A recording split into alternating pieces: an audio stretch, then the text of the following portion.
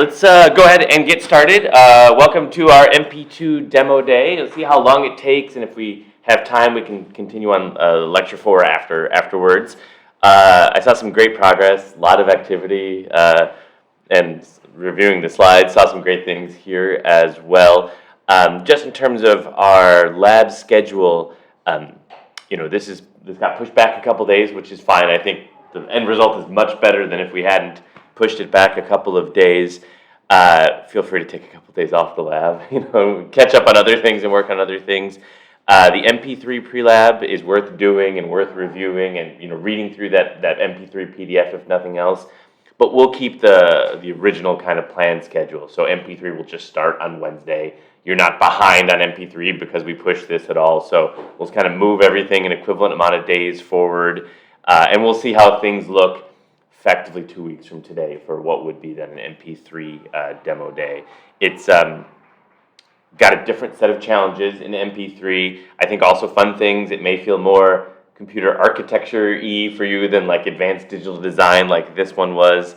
But I think you're finally kind of seeing what I was getting at with regards to the debugging skills needed for building real FPGA-based systems and prototyping architecture. So I'm excited to hear more and for you to learn from your fellow classmates here about how you did on this and things you could do better. And one final note is I think some teams will still have some MP2 related technical debt after today, and that's okay. I think you have to get to a point where triangles are generally working, and you have to get to that. You still have to get to that point. So if you have a little bit of catch up, that's okay. But if things aren't working perfectly still, and Snowflake doesn't quite work, and Color Wheel still is missing some triangles, that's probably okay for now. What I have planned is when we get to the point where you'll come together as a team, propose some project ideas, as part of that proposal, like maybe you've done in some other project-based course, you'll get to design your own grading rubric for the project. Unlike for these assignments, every project's going to be different enough that every team will have a slightly different grading rubric that you get to propose. And with my approval, you can adhere to. And as part of that rubric, I would suggest most teams, depending on to the extent it's necessary, you get MP2 to 100% at that point for your projects, that you just give yourself credit for that. So as part of the rubric for your project, it's okay to look backwards and say, well, we actually have to fix X, Y, and Z in MP2 or an MP3 or an MP4 in order to actually get our project working. And that's okay. Just make sure you give yourself credit for it because it's going to take some effort to get to that point. We don't have to think about projects yet, but it is getting there. MP3 is vertex shading, and there's some interesting hardware-software kind of trade-off aspects here of the type that you maybe would have learned about in CPRE 381. MP4 is fragment shading, for which the actual fragment shading part isn't as important as some of the other things that go along with it. And then that's it. And then we're on to projects at that point. And timeline-wise, that works pretty well. So 2-ish weeks MP3, 2 weeks for MP4. That gets us to about week 10 into week 11 now, I guess. 5-ish weeks for your projects, and your projects will be scoped accordingly. So they're not meant to be this, master's thesis quality level thing. It's meant to be what can your team accomplish in 4 to 5 weeks, and you should scope it based on that, and not meant to be something beyond what is reasonable in that time frame. With that having been said, I'm really excited. I was really happy to see the progress that got made and how teams didn't always answer all the questions and didn't always figure everything out, but we're really following a process. And every team's process was different, and every team's results are kind of different. I think no two demos are going to look the same today, and I don't know. I think that's awesome. So we will start today with group number 3, who is all here. So Aiden, Trius, and Sid, come on up. And you'll have to explain what the skull means for triangle traversal. And whoever's speaking, it'd be nice if you could kind of be near the computer so it would get picked up on the audio, if possible. Yeah, so I worked on printed assembly setup, or triangle setup, and just the integration into the whole FPGA and that kind of stuff. Shreyas did the triangle test, and he did a lot of debugging for a lot of the different components.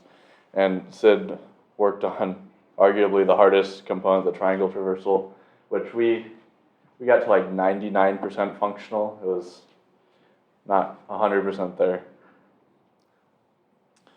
So for primitive assembly, it was pretty simple. We just added 2 more states, one to read the next strip and one to read the next fan vertex. I had some issues with this implementation because I forgot to make it turn ready on when I added those 2 more states for reading, which was annoying. But the code's really simple, which I liked. You just add the states. It's not doing a lot of stuff in one state. And for triangle setup, most of the finite state machine was just given for you here. You just go through, and then you have to do a for loop, kind of like a 2D for loop through all the different attributes and all the different vertexes for each attribute. Yeah, all the different attributes in each different line of attribute, because there's 4 different attributes and each attribute has 4 32-bit things. So you have to calculate C5 and C6 for all of those, and then C2 and C3 are complementary for that. Yeah, that's about it for triangle setup. Yeah, and then it's my amazing state machine. Is that auto-generated or? No, I made that. I wanted to kind of get some color coding in there to help me think about it, how they should flow between each other. It obviously sends commands to the triangle test, and basically, I think it got a little messy at the beginning, and that's why we ended up with like Aiden said, like 99% working. I think just missing some cases that it didn't quite work out with. So I think if I went back with like all the knowledge I have now, just completely rebuilt it from the beginning, I think it would be 100%. I think so, but then I think also just the process of writing code, you would conceptually know exactly what you're doing, but maybe you'd add new bugs as well, right? So it's always a tough trade-off of start over with a fresh mind or keep trying to fix edge cases with existing code. And I don't know what the right approach to take would be necessarily. Yeah, we can talk about that a little more. Triangle test and traversal are closely related, and then traversal gives the commands for the triangle test, and we give it the test the fragment whether the triangle is in or out. So and then we also get from triangle setup the areas and vertices, so that we can track the other vertices and with respect to other vertices where the pointers, and say whether the point is within the triangle or out of the triangle.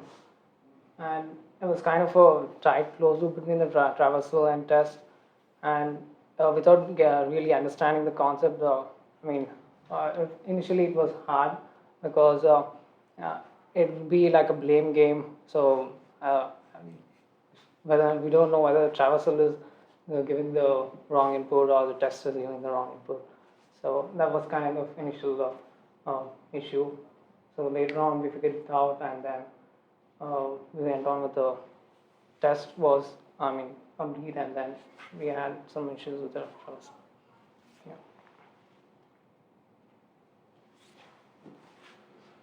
So for the top level, here you can just see where the inputs go. So the primitive assembly, it creates all the triangles given the vertices. So when you have like fans or strips, you create the initial triangle with the 3 vertices, and then each additional vertice makes 1 more triangle.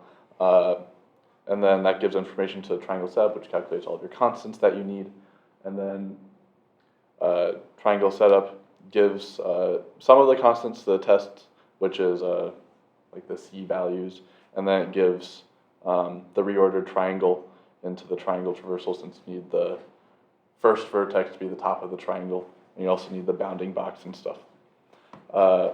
And then the triangle traversal and triangle test do a lot of handshaking in between, just because the traversal generates a bunch of points and wants to test it to see if it's in the triangle. And then if it is in the triangle, then it sends it to render output. For better or for worse, triangle traversal is all combinational logic, right? So there's no weighting, there's no state machine inside that. It's just take input, generate output. Which did anyone have any timing issues with that, or did everything met timing and placed and routed okay? I had timing at one point and then it went away. So Small timing. A little bit of negative slack. That probably wasn't the right way for me to design it, but the issue is it gets complicated. So let's say there was a proper handshake and there was like an axis stream interface between the both. Then you have this triangle test, and then it's got to wait for results, and the number of states inside triangle test would get way worse. So the downside is triangle traversal is kind of bottleneck in terms of the critical path of all the hardware. Okay. So that's not here. okay, so our testing infrastructure, I did a lot of this stuff. It was nice that we had triangle setup and triangle primitives working pretty well early on because we could just force the inputs on the triangle or on the primitive, and then it would just propagate everything to the main components that we were trying to test. So yeah, all of our inputs were forced on primitives, and that's what we used for testing. And we just load all the points in, we group them into a nice thing with the simulation configuration. It was nice. I think testing went better than last time. What's your cool simulation configuration? Oh yeah, that's. I made it so that there's like wave configurations in Vivado. So I just saved one, and then I made the TCL script that forced the inputs just like load it so it looked So nice. you save the configuration, which saves like what color signals are, and if you group them together, and then it just runs that next time. Yeah. That's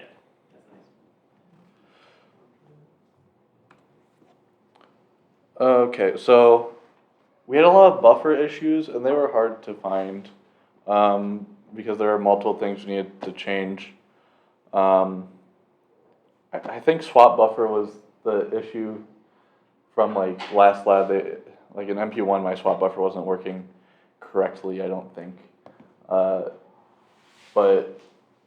we eventually got that working. Our first attempt at a triangle looked like this, which was fun. So it was just writing, and then it was swapping buffer, and then writing again, so you get like part of the triangle in each buffer. Maybe cache issues too, right? That last line in the triangle, if you play the video again. Even you see like the overscan, but like that last line's not being rasterized in that version either, it looks like almost. So Yeah. something stuck in the render output data cache maybe. We had some problems too, where in setup I was reordering the triangle too much. Like I made it so it was always counterclockwise in setup, which was annoying for test because they're expecting both, and then they used the sign of the area. So that caused the middle image where it, no, that was a different bug. But yeah, that caused the middle image where it just didn't show up, but it worked for other triangles that were in the right direction. I want to go to the next slide. Okay. What's this video? Oh yeah, that one was fun. Forgot to get times. What's the chance I come to Cougar early? Oh yeah, that was for bonus. I did actually come to Cougar early and I got them. I don't know if they're right, but yeah. So more challenges. Triangle traversal. We didn't fully get them resolved. You can see that in our results where we're just missing a couple triangles from our color wheel. And the color wheel did like some spinny things. I don't ever know what caused that. That was cool. Buffer issues probably. It probably Right? was. It's displaying some of it and then the clear.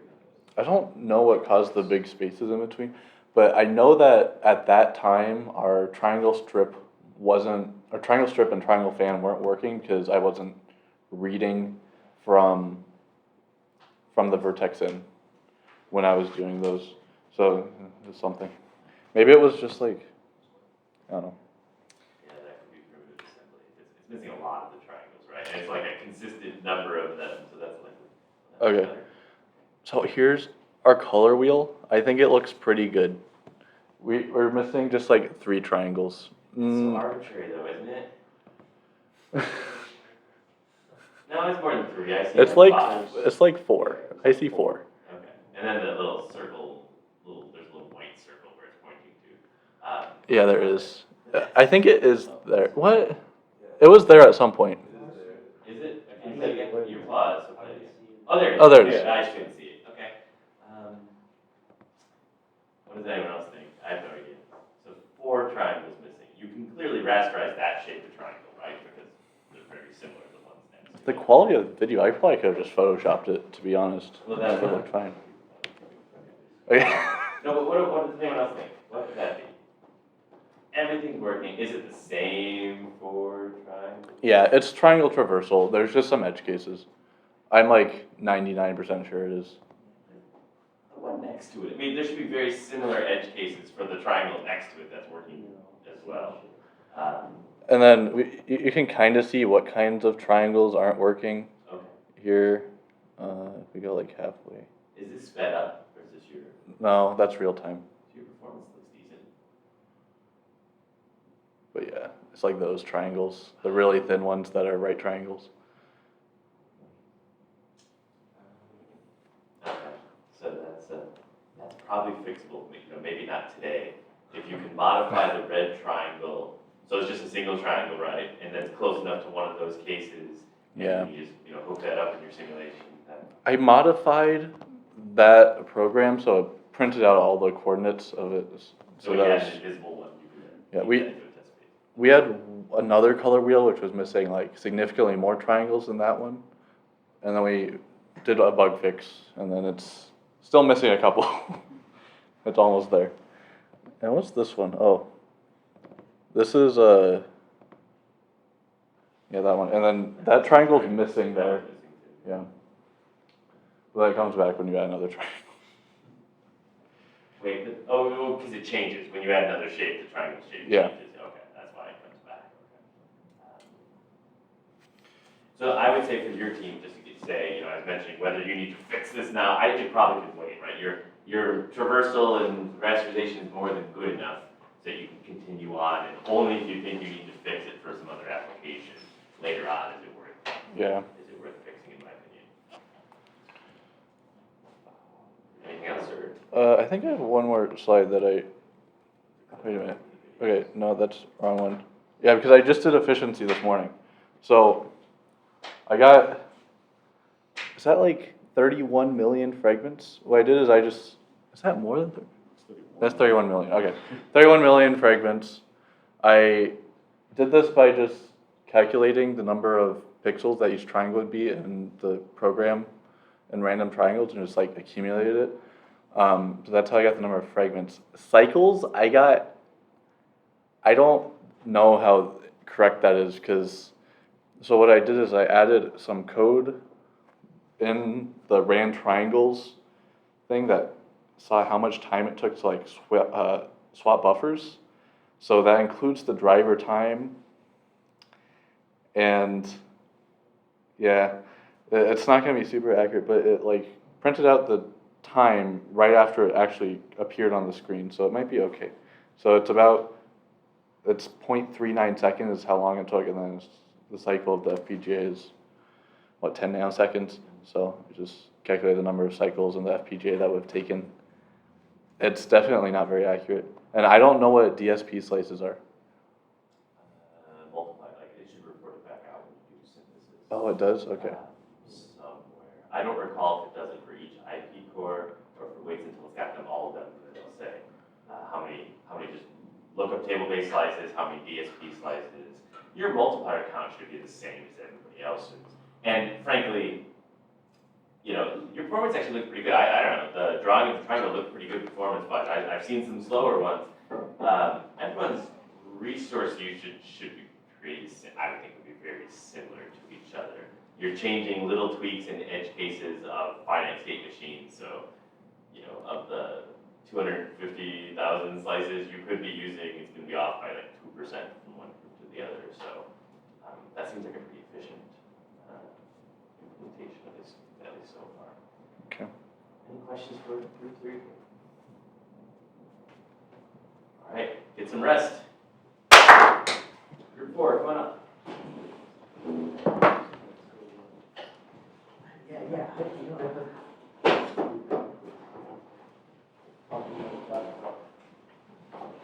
If there's one thing I can do, it's talk into a laptop. Oh, good morning, everybody. I worked on primitive assembly. James did triangle traversal and the rasterizer test script, and Brandon did the triangle test and triangle setup. So I got the easy job, which was nice. And then ultimately, I did write 2 weeks here, but we kind of had 3 weeks to work on this lab. So we probably put in, I worked all night on Tuesday. These guys worked all night last night. So add a couple more nights on there, huh? Anyway, here's the top level of the rasterizer. Everyone's going to look the same. I was feeling lazy when I put it together, so I have bad labels. But vertices go into the primitive assembly. I wrote kind of a triangle because it's 3 points that gets passed on. Yeah. Triangle setup, it states, this is a real triangle, it's reorganized, so it's nice and easy. Ultimately, triangle traversal tells the movement information and what's valid. Triangle test kind of puts out the valid fragments. And everybody's happy, ideally. Is that how it does it? Or just traversal output? Do I have it backwards? Possibly. But either way, there's handshaking between the two. They negotiate which way to move based on the results. Okay. Here's my primitive assembly. I went for I didn't add any states. I did everything in the right state because I'm a lunatic. Basically, when it comes to a strip, I don't even remember what I did. It was kind of painful. The way that it works is basically I have a T-last or V-last because I wanted to be unique and say it was a vertex because I have another thing for triangle last. Basically, so when we get to, it takes in 3 vertexes. Once I know that I want a strip, I swap out the V2 register. I rotate all 3 registers basically so that V2 is holding the very first vertex you grab, so that when you jump back to wait for vertex 2, it swaps out with a new vertex, basically. So you cycle through vertexes for strips, and then when you have that vertex last signal, then it resets all the way up to wait for vertex 0, and starts over again. And similarly with triangle fan, it swaps only the vertex 1 and vertex 2 registers so that you always share vertex 0 with all of the triangles. And then the actual kicker for triangle fan to get that last bonus secret triangle is when you go through the very first time, the top 3 states the very first time, vertex 1 holds a legacy copy of vertex 1 so that you can create an extra triangle at the end with vertex 0, the legacy vertex 1, and the last vertex to bring everything back together in the end. The only caveat being there that you have to then write that extra triangle again, so I have a double write loop where it writes twice, and that probably doesn't work. It worked when I simulated it, but I don't think we actually ran any of the tests. And I can't read your code. Is that first if statement? It's only doing anything if T ready is high. Is that one? That's correct. Yeah, that's just it was given to us. Is when T ready is high. That's the critical part. You never try to advance. Correct. You're never going to output a triangle until you know that. Yeah. You can. I mean, it's fine. I mean, different design decisions. It'll be nice to see if you get kind of the same result of assembly. Ultimately, you're saving maybe a clock cycle or 2 clock cycles, and then the rasterizer is going to take 50,000 clock cycles depending on the size of the triangle. But if it makes sense and you can test it and it works, it's fine. It made sense in my brain when I was writing it, and that's all that I care about. we never really gain a good intuition for a sufficiently complex design regarding critical path. Sure. Is adding all these if statements in our state transition diagram is that ever going to be what causes us to not hit 10 nanoseconds? And the answer is we don't really know, because stuff is moving each other around based on placing and routing, and you can never really say. And so you put it in design, and if it works, you move on, and if it doesn't, you go back to it and say, well, let's simplify the state transitions a little bit so that we can hopefully meet timing. So I think it's fun. Yeah. Go, I did James, go. traversal. Is it auto-generated? No. Okay. I basically just like connected everything and then I organized it. Okay. So that looks much better. The thing to note is that we don't do two states. I believe it's pop, move, right, left, out. And that was because of just a small design decision we made about our start direction. So we ended up with 2 less states, but I think in terms of like the clock cycles, it was pretty much the same. Just kind of like moved that logic into push move down. If you I mean, you might be very much might be right. I'd be curious about that, because one way we can measure efficiency would be, how many traversal cycles do we wind up having? How many fragments do we test? Yeah. And I think the issue may be if you're always going with the same direction, or if you're always going in one direction each time, for certain like really, obtuse triangles, it maybe more. I have the next couple of slides I can kind of show what I did. This is like one case that kind of really boggled my mind.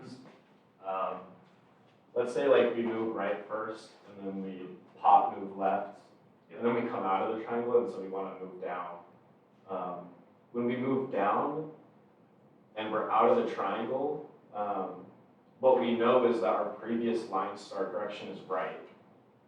So we must be at the left side of the triangle, is essentially the observation I made. So then we can set the current start direction to left, because we're already at the leftmost side. And then we just start moving right. So the benefit of that is that once you get to the next line, setting that start direction to the left from the previous line allows us to like keep iterating on that. So since we know we started on the left side, we know that since we're out of bounds, we're on the right side of the triangle now. So that gets rid of the pop, move X out states that kind of handle that logic, just because we're checking the line start direction. And we also have no reported bugs on traversal. So So there may have been additional states that you didn't necessarily even have. This looks right to me. Yeah. I think the benefit was that we kind of I sat down and thought everything through beforehand, and I think that really helped with handling the traversal bugs and getting those edge cases. But that was definitely the hardest part, was when you push it down, what do you do when you're outside the triangle? I kind of wrote the rasterizer TCL script. That was essentially very much useful, especially these past couple days. Being able to do several simulations while we're building a bit stream was really helpful, and also let us know is our bit stream even going to work if our simulation failed, so we wouldn't waste our time. I think that was really useful. Eventually, you can get to a point. Well, it depends on what you're simulating, where the test bench itself can tell you if it's correct or not. But, visually inspecting is useful too, and I think eventually you know exactly what you want to look for. Oh, I'm going to look at time step 100,000 nanoseconds, and if I don't see these transitions, I know it messed up. But eventually you can write a test bench. The tool probably can't help you generate the way they can generate these, that you could then also monitor signals that will tell you, okay, run it, got a little yes, happy, now I should run a bit stream. Otherwise, yeah, right, like you said, why even try if the simulation doesn't look good? Oh, yeah. So, we lost all of our MP-1. It just didn't work. I think we had a weird merge thing at the beginning of week 2. And so all of our points were condensed into the bottom left. I guess if you rotate your head, the bottom right corner of the monitor. So both of those photos on your left are of the Sierpinski triangle, where all of our points are just in the corner. And so that was, I was doing that. What do you think it was? Was it right around code or CPU code? Yeah, It was. this is the memory address calculation. Oh, okay. When Yes. we merged, the parentheses got messed up. So what You it, did a merge of two different people's VHDL source and tried to like get Yeah, some it, like- conflict. merged the line, Yeah, I don't remember. and it was not good. Yeah. What happened was, it's in the bottom right side, so it's at like the maximum memory address, and what happened was it was multiplying the stride and the height before handling the, like the Y and X position, so it was like just tossing everything in the farthest location of memory, so. I in general don't trust Git merge. Merging is certainly not the VHDL. I don't trust it What? at all. What did you guys use to like help you merge? I mean, I know it's Git, but like, did you use some sort of tool to compare the two? Personally, I used VS Code's Git thing. It's like, it made the merge process easier because it'll give you the layout, like the 3-panel layout that you can like, oh, I want this. Don't merge both of them and like ruin the line like this. At that That point, was whenever I useful. see that screen over the command line, I say, okay, I have to talk to somebody who wrote the other version of the code. Yeah. One of us is right and one of us is wrong, and there's no chance that a merger of our two codes is actually the correct result for that particular. I know with more advanced, software projects where there's good compartmentalization and it worked beautifully, but not for HDL. Yeah, so it just took some bookkeeping to go back through old commits to find what was. Yeah, that's what it was. We like So went Git through. lane is the other way to do that too, right? If Yes. you learn how to use that, where you can say, okay, who added this bug? And it's kind of exactly like it sounds, right? Who Blame, wrote this yeah. line, and then when was it written? Did it ever get tested? Yep. In a perfect world, if you were really checking in code, you would also be checking in like test case results with that code, or you can do some continuous integration. Every time you commit, it runs your tickle script. You can automate with Vivado, and shares the results of that automation. But for now, for the scope of this project, I think your process is pretty good for that. Yeah, and then once we found that, I put it in and ran one last bit stream in the middle of the night. Not only did it fix the MP1 stuff, but we got a red triangle, which was wonderful. And that's why I put redemption, because I didn't change anything. It just, Oh, so red triangle. Your last kind of bugs for this part were MP1 bugs and not MP2 bugs in some sense. Sort of. there's more, don't worry. Just to get a red triangle, we didn't have any bugs, but we Yeah, had some weird stuff. so bugs part 2. I'll talk about the red triangles. You can see obviously that this one's supposed to be smaller and it's supposed to be like in the middle of the height.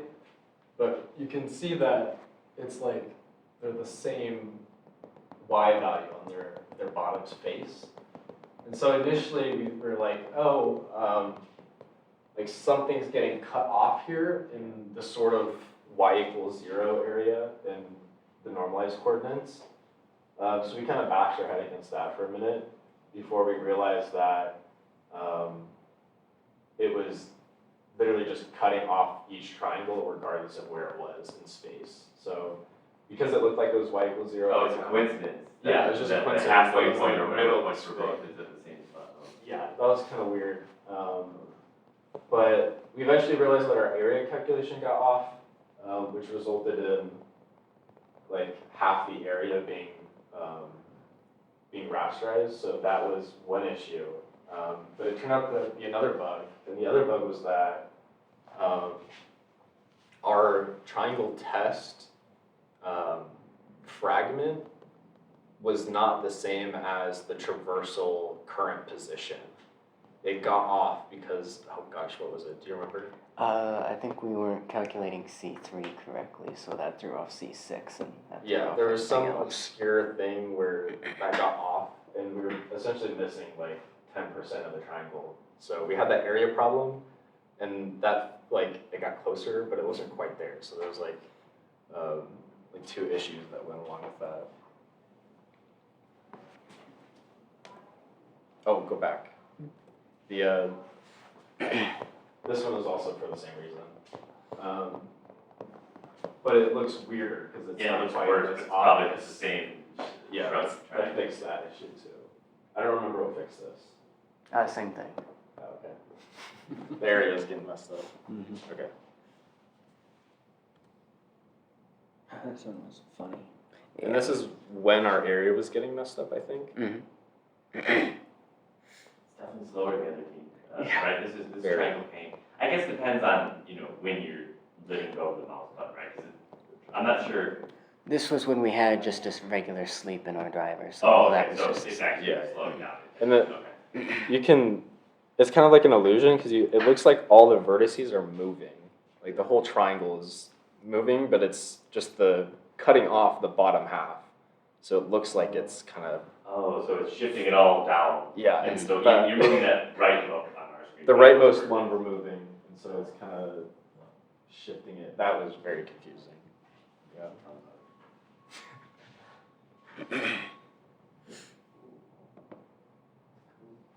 Looks good enough for me, gentlemen. Yeah, we fixed all the primitive stuff. Like all the shapes look great. We're getting all the triangles. There's that one weird purple line in the middle of the blue, but It's decorative. it's decorative. And this is kind of where we're at. Our color just like inside of primitive is messed up.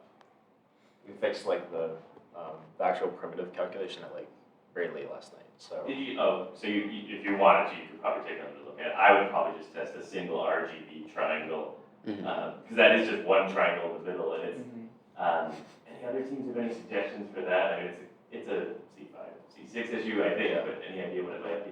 I think for that, we had a similar problem, and we had clamped the color values to between 0 and 255 in our render output. Yeah, so for the wheel, right, so I can see that, although the wheel looks like it's getting there, right? But just for that center triangle, unless I'm completely misremembering, that's just a single triangle, I think. Yeah. So that's what I would test next, just the red triangle, make it an RGB triangle, and see if you're still getting,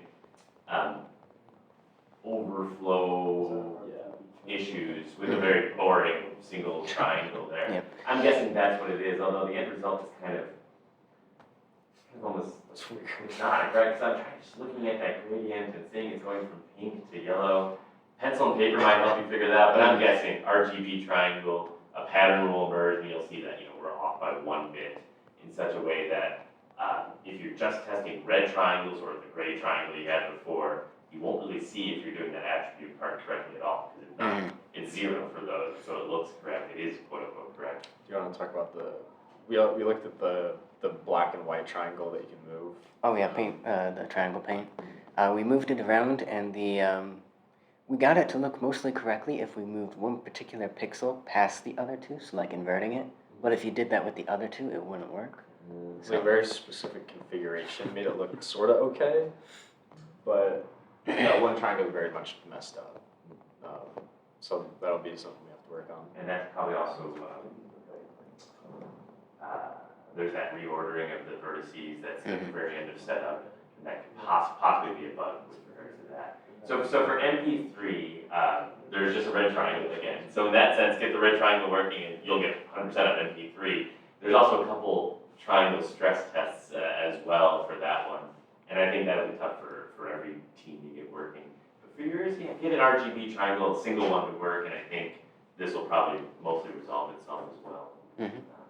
That's probably worth doing, I'd say, in parallel with the MP3 stuff, because for all teams, for MP3, you probably be building bit files for the first 7, 10 days of it. There's a lot of groundwork you have to do for that first. So while you're doing that, the three of you, one of you kind of splits off and kind of still keeps fooling around with this and make use of your time. That sounds like a plan.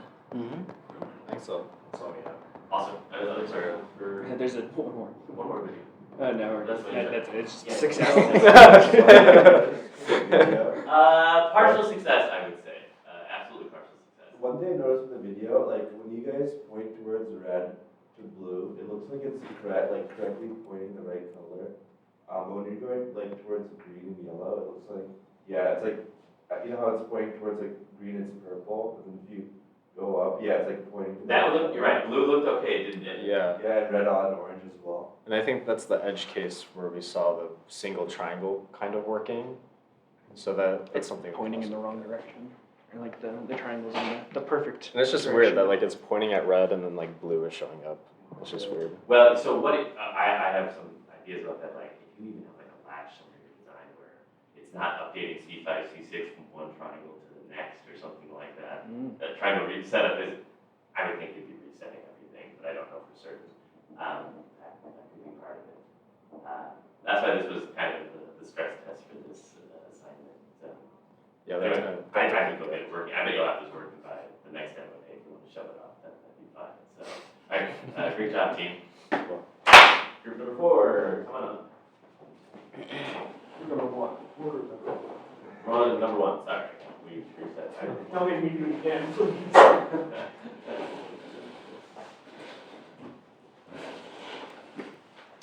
You want to put a picture of Ben, like, gone but not forgotten? Yeah. We don't have any pictures of him, sadly. I have plenty, so. Okay. We can use them. Yeah, I guess I worked on the triangle traversal and test design, and then I made a test bench for that and the rasterizer. I worked on primitive assembly and getting that working, and I did a lot of driver code changes and some testing as well. So, I did the triangle setup, the HDL. and then like I guess all of us, we wrote a lot of statistical scripts and like we worked with each other's and everything just to understand how everything works. And then yeah, we also tested stuff out and wrote like OpenGL programs to make sure everything worked as intended, as well as the test bench. Do you want to talk about? So this is the same as everyone else's, where it starts with primitive assembly, triangle setup, and then triangle traversal or triangle test, and then outputs the valid fragments. So for the primitive assembly, I guess some things, I mean, it's pretty much what everyone else had for the finite state machine. I think one thing that we had maybe a little different is that Jeremy suggested that we propagate that T last signal over to pyramid because it might be called early in the vertex. Wait for vertex 2, so that was one thing we had changed. And then besides that, I think there were some driver changes that we implemented so that it wouldn't, I guess, update the primitive assembly too early before the buffers were ready for it. So those That's are a good point. The other approach would be you just latch it in vertex 0. Whatever the current primitive type is, yeah. you call it like state machine primitive type, and then you only look for it again in vertex 0. Right. So yeah, and yeah, I guess those were some changes and stuff we did for the primitive assembly. Triangle setup was pretty much what was given, where we wait for a triangle and we do the calculations, and then we repeat some of the calculations, and then go to area, bounding box, reorder, write setup, and then wait for the triangle to be done, and then repeat the process, and we get a new triangle. So everyone drew a state machine for this, which is fine. But there's also sort of like a data flow diagram you could have done as well, right? Which is the kind of addition and multiplication kind of architecture that you're sort of reusing for that. Were teams kind of able to figure that out in looking at the code? Because it is a little abstract to have this data flow architecture and then the state machine is just setting the inputs for it.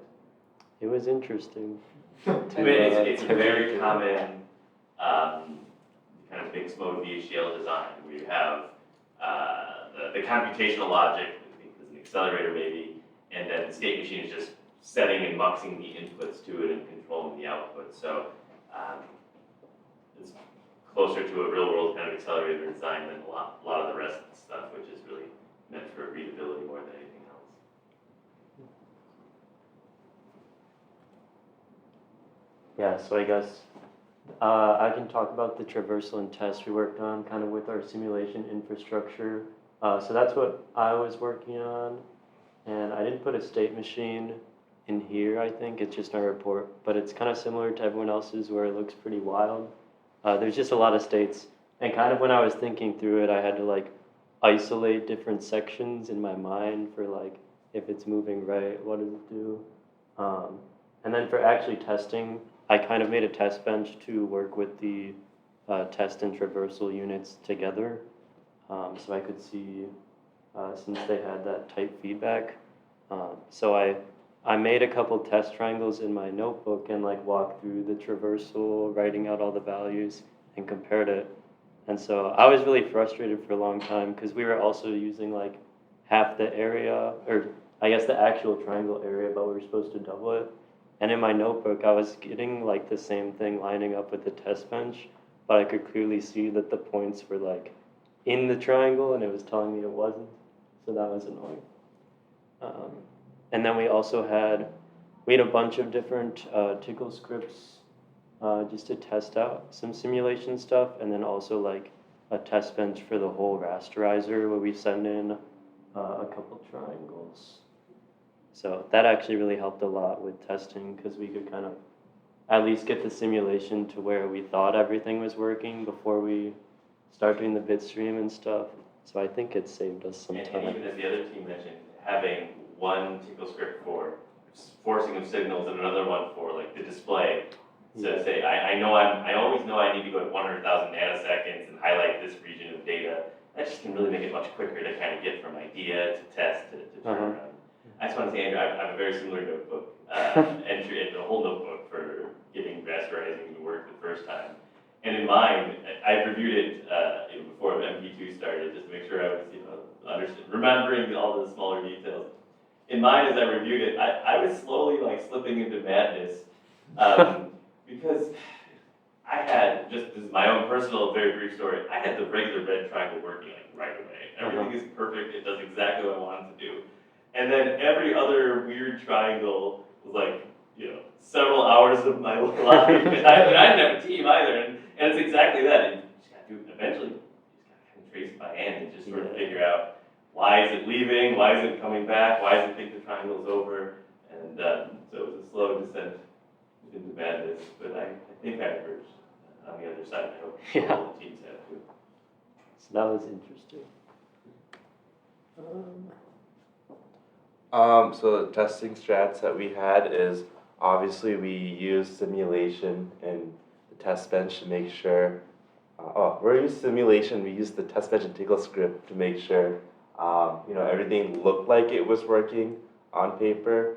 And then once we simulated it, looked at the values that we really cared about, we would create a bit stream and then test it out if those same particular values or variables that we're looking at matched.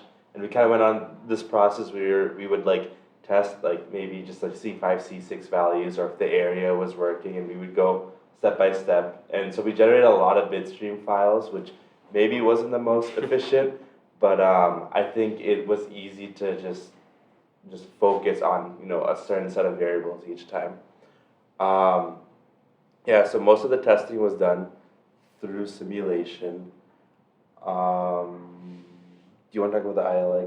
Yeah, I can talk about that. So at one point, I was trying to do the red triangle, and it just wasn't putting anything on the screen at all, so I was really confused. So I hooked up the ILA, and our rasterizer wasn't outputting like any fragments, even though I thought it should be working from the simulation.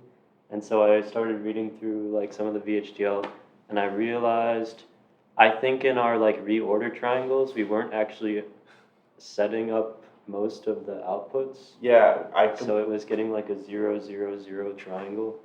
We completely forgot to do it basically because I think we were working on it and then we saw something else was not right, so we went to that and then we forgot to go back to it. So It's almost an afterthought in the design, right? It's much simpler than the rest of the setup. Right. Actually do it. And then we just like never sent any like points or something like that. So a problem I had is for some of the labs we had changed like our bash RC to automatically run the setup .shell, and it was still using an old one. So it was, the path was like pointing to old driver code that I had. I would recommend doing bash RC because that means every terminal you open is going to source the lab tools and do that. And I don't know, like if you're just running other applications that use OpenGL, now it's gonna be running your driver code for those applications as well. That's true. Maybe there's no harm, but I always like to keep it separate. Yeah, you have to remember to run it each time, Yeah. but you don't wanna like forget that you're running it as well, so there's a little trade-off. Yeah. Yeah, and then we had an issue with RGB clamping in the rounding as well because I think we were getting really weird color values when we were looking at the color wheel, and yeah, that helped a lot. And then one other thing is that just remembering that you can't really like determine if 8 bits is above 255 or 0, especially if it's like unsigned. So we had to do like 16 bits and look at a larger set of values. So that was like our last thing that we had to fix. And then, clockwise and counterclockwise, I think I overthought it, and I was like drawing out the triangles, and I was like, okay, if it's supposed to be 0, 1, 2, and we get like 0 being the topmost, 1 being the rightmost, and 2 being bottom left, or just the last one. But if instead we get 0 being the top, 2 being like the rightmost, and 1 being left, we gotta switch the triangles and stuff. And you didn't have to do that. The top one. Yeah. Right. Yeah, so I overthought that, and that kind of screwed things up. And yes, we had a lot of silly VHDL mistakes. I think one of them I was doing is that I was trying to multiply C2 with like C4, but instead of multiplying them, I was subtracting them because it was using that one method, like the in wires to do that, and yeah.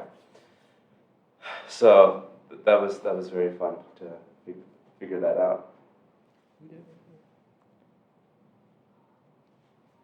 So these are some of our results, I guess. In the top right is random triangles. I think we did like 512. Yeah. So it's pretty cool. Yeah. The one thing with the snowflake we had was this like dotted line going across, and we couldn't figure out why this was happening. So yeah, that's something that maybe it's really small, so we really didn't worry about it, but something we might want to fix later on if it. I don't think it will cause any other issues, but if it does. Yeah. Play the video. And it's interesting to me, because not every team solved it, right? Maybe half the team solved those little dotted lines in Snowflake, and the other teams didn't. My theory was that it was because of Snowflake is not a very secret piece of software. Like a lot of the code is like last minute software, but I think there's some zero area triangles in there after the viewport transformation. And I think the rasterizer may or may not be able to handle that properly. That's my assumption, but then not every team saw it, so I don't know. Wait, can you show that again? So that's that's the color wheel. Color wheel, Yeah. So I think we got everything working except for that like weird line in the snowflake, which is pretty exciting. You got the previous part of the video was you got the Voronoi working as well as Mhm. other teams did, and awesome. Yeah. Questions for the group? Great job, guys. Alright, that's certainly not least for today.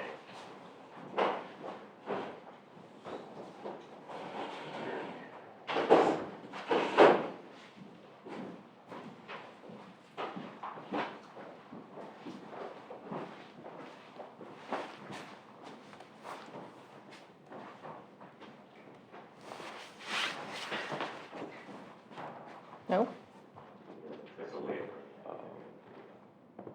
Come on. There we go. We'll get there eventually. Oh, sorry.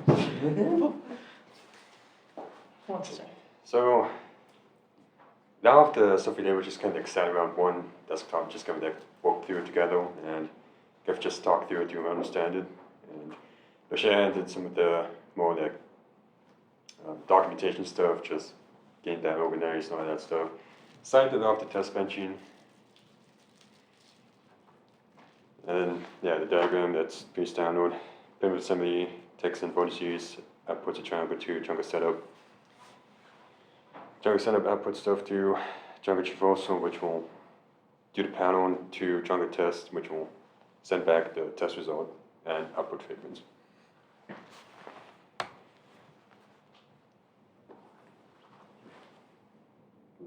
You worked on pretty We all did, so we all worked on all of Alright, them Cheyenne, pretty much. you- I get to. Okay. So for primitive assembly, we did some driver changes, which I think everybody had to do. A lot of them were the ones that Jeremy kind of recommended. So we added the rasterization weight at the beginning, and we added the offset, which helped with a couple of the bugs we were having. I put strip and fan on this slide just because that was asked for, but it was basically for strip, V0 was now V1, V1's now V2, and you get a new V2, and fan is V0 stays, V1 changes to V2, and V2 gets a new one. And so that was pretty much the same for everybody for primitive assembly.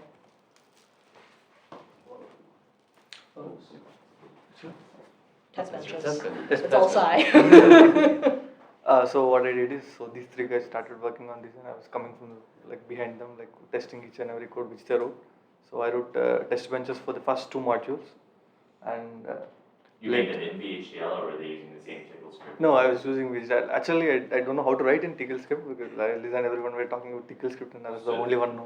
Well, and VHDL test benches are great as well. I just don't use them anymore. So for me, that's just personally, the Vivado tools, when you want to right click and force a signal in the GUI, it'll actually emit what the equivalent tickle command would be for it. And there's not a bad way to start by just kind of copying and pasting those in a file and calling that your test bench.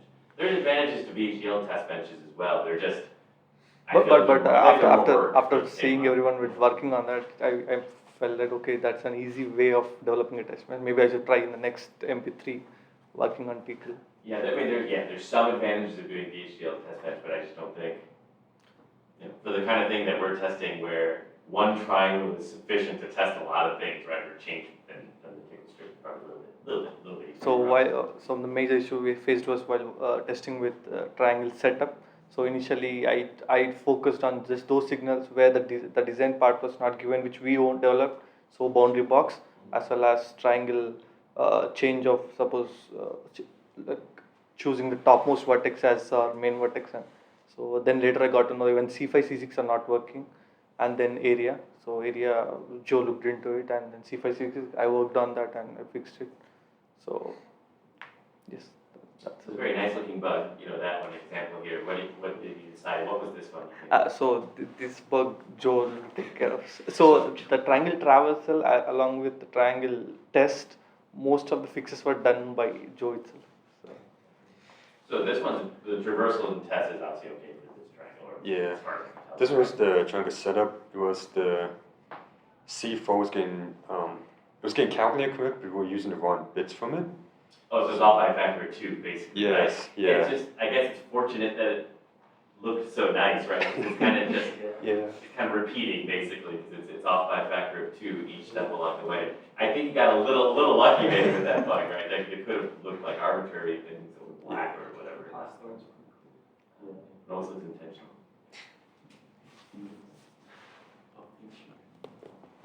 But so for challenges and bugs, we had a lot of bugs just running through all of our components.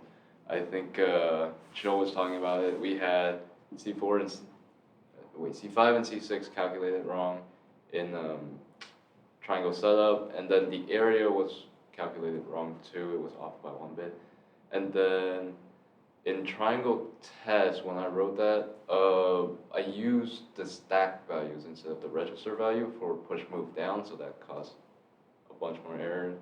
And then that flashing red triangle that's not drawn correctly there, that was from our driver code where we're not flushing the cache correctly.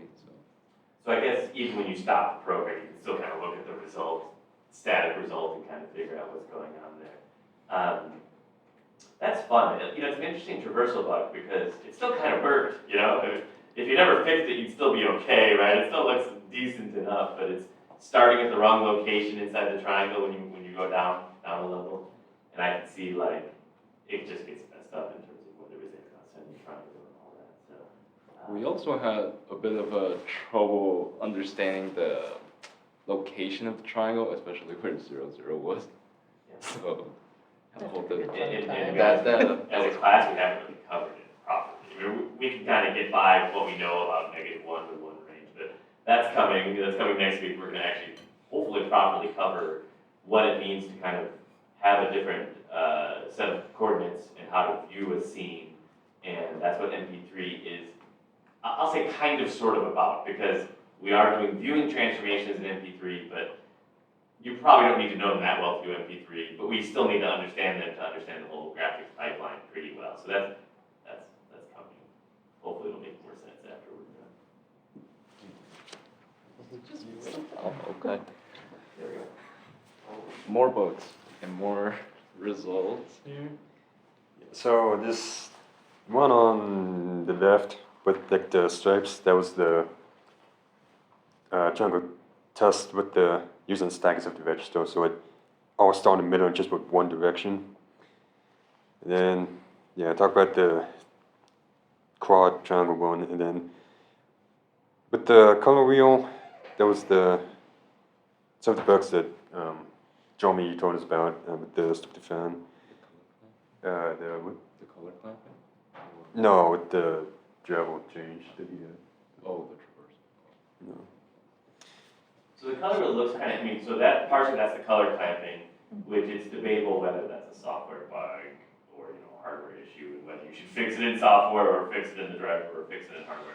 So I understand how you can fix that one way or the other, but it's got most of the triangles, but then it's missing some at the end. What do you think is going on with those triangles, or did that get fixed by the end? That got fixed. We just didn't have an updated picture when I was No, putting that's together fine. slides. To me, that's hard to track down, and I don't have a good approach other than take one of those triangles, test it in isolation, build a test bench, and see what happens. I think for that one, our primitives were off. We just had to adjust our primitives a little bit.